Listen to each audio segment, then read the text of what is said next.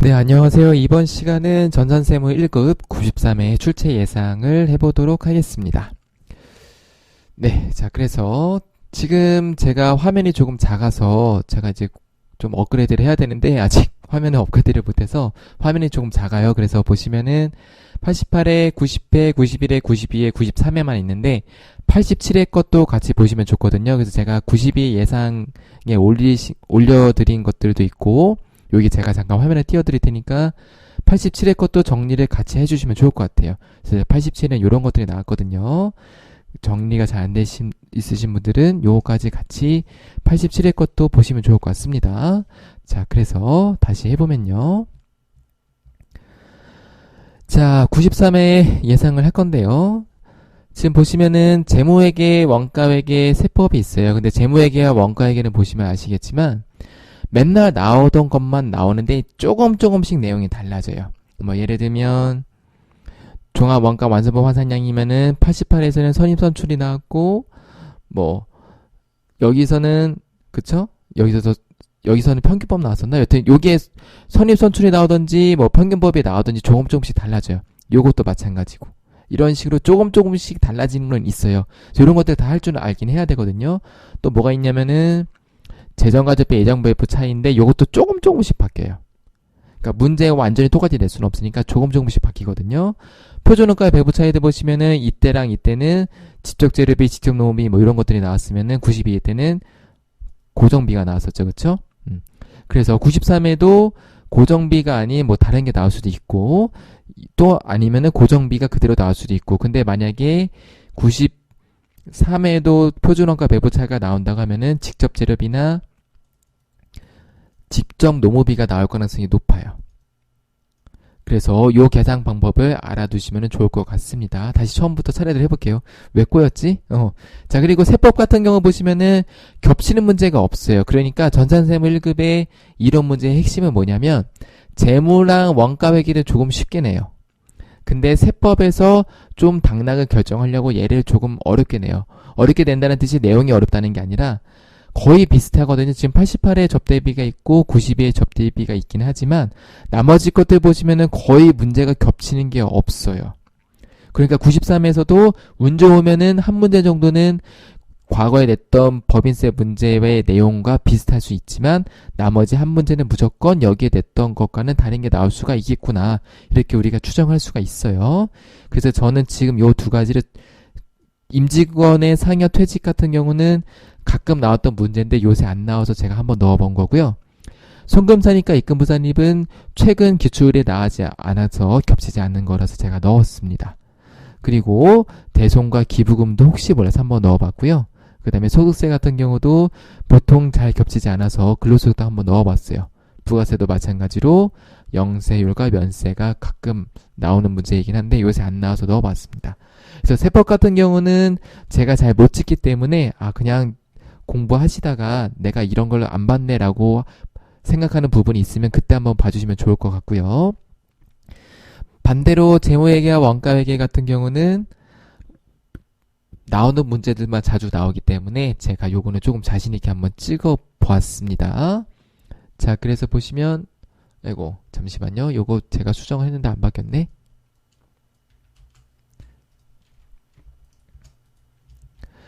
자, 그래서 보시면 이 재무회계 중에서 가장 중요한 거는 제가 항상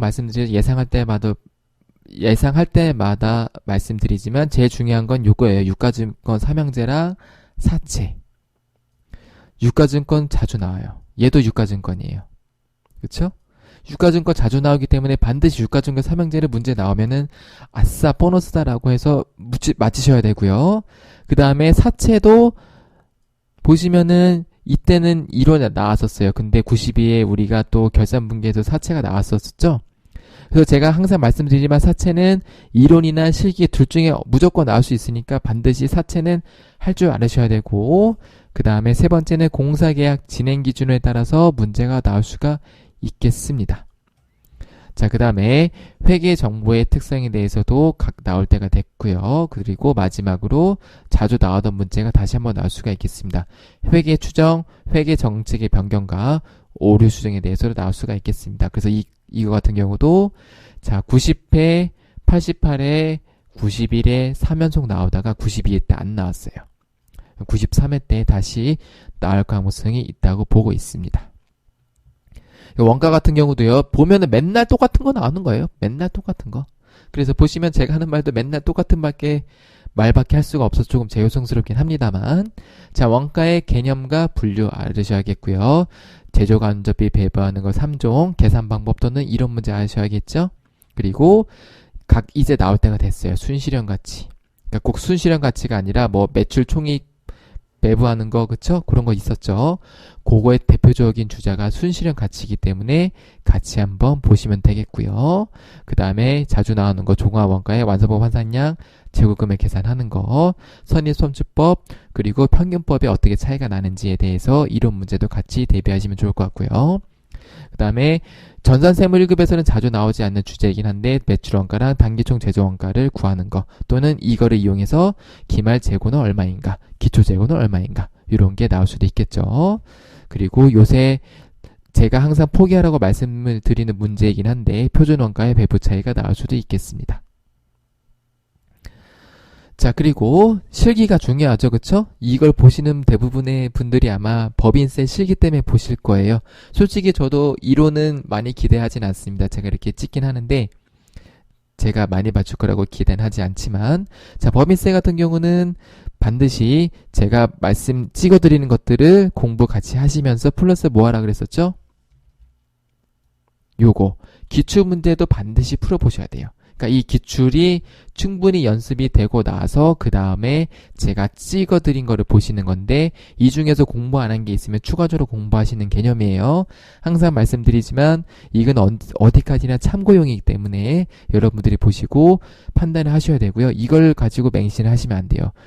지쌤이 이거 찍어줬는데 이거 안 나왔어요. 손해배상 청구할 거예요. 이렇게 하시면 안 돼요. 그래서 93회 같은 경우는, 자, 제가 92회 문제를 보니까 92회는 변별력을 어떻게 만들었냐면 이론을 조금 어렵게 냈어요. 그리고 이 법인세를 어떻게 냈냐면, 뭐 여기 위에 것도 마찬가지지만 맨날 나오던 문제가 나왔어요.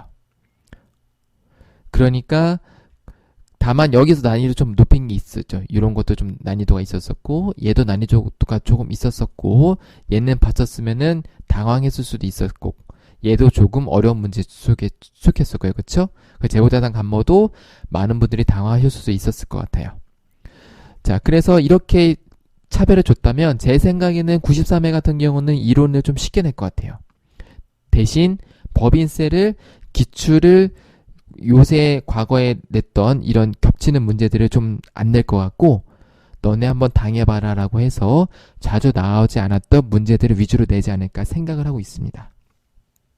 자, 그래서 제가 항상 미는 거지만 92회 아니면 93회 무조건 나올 거라고 생각을 합니다. 근데 92회에는 다행히 이론 문제에 나왔었죠. 업무 수용자가 법인세 이론 문제에 나왔었어요. 그래서 제 강의를 들으신 분들은 거의 다 맞춰주셨을 거라고 생각을 해요. 네, 틀리시면 안 돼요, 이런 거. 네, 그 다음에 자, 법인세 실기 문제인데요. 얘도 93회 나올 것 같아요. 안 나오면 쟤는 얘 나올 때까지 쭉 넣을 거예요. 어쩔 수가 없어요. 왜냐면 새로 메뉴가 생긴 거니까요. 그쵸? 새로운 메뉴가 생긴 거라서 얘는 무조건 나올 거예요. 나올 때까지 저는 얘를 1순위에 놓을 거예요. 그러니까 여러분들은 참고하시면 되겠어요. 제가 생각하는 중요도는 이렇게 되는 거예요. 그러니까 여기가 1번이고 여기가 가장 낮은 번호예요. 그래서 업무 수용자부터 먼저 하시면 되겠고, 그 다음에 세금과 공과가 90회에 나오긴 했지만 접대비와 세금과 공과는 세트로 공부를 해주시는 게 좋습니다. 그래서 이번에는 좀 더 출제 확률이 높은 거를 고르라고 하면 접대비가 좀 더 확률이 높겠죠? 그 다음에 재고자산 평가 조정 명세서로 나올 때가 됐고, 선급비용 명세서도 나올 때가 됐습니다. 그리고 보시면 여기 퇴직연금이 한번 나왔기 때문에 이제 퇴직급여도 나올 때가 되지 않았을까요? 라고 해서 넣어봤어요. 그리고 외화자산 평가차손익 조정 명세서도 나올 때가 됐죠. 그 다음에 자본금과 적립금 조정 명세서도 어려운 내용은 아니지만 한번 체크를 하시고 넘어갈 필요는 있겠습니다. 그리고 마지막으로 어렵게 나오면은 대송충당금 및 대성금 조정 명세서가 나올 수가 있겠습니다. 자, 이렇게 해서 93회 출제 예상도 마무리를 해보도록 하겠고요. 항상 드리는 말씀이시지만 87회부터 92회까지 먼저 복습을 하시고 나서 시간이 되시면은 제 예상 문제를 보시면서 누락된 거를 체크해 주시면 되겠고요. 그리고 이론 문제에 조금 더 욕심이 있으신 분들은, 내가 이론 아니면 이론이 부족하신 분들은 91회, 92회 전산회계 1급이랑 전산세무 2급 이론 문제도 같이 푸시면 좋을 것 같아요. 91회, 92회도 전산세무 1급에 충분히 나올 만한 문제들이 많이 나왔거든요. 그래서 91회, 92회 전산회계 1급, 전산세무 2급 이론 문제도 같이 푸시면 좋겠습니다. 자, 이렇게 해서 93회 출제 예상도 마무리해 보도록 하겠습니다. 시청해주신 여러분들 감사합니다.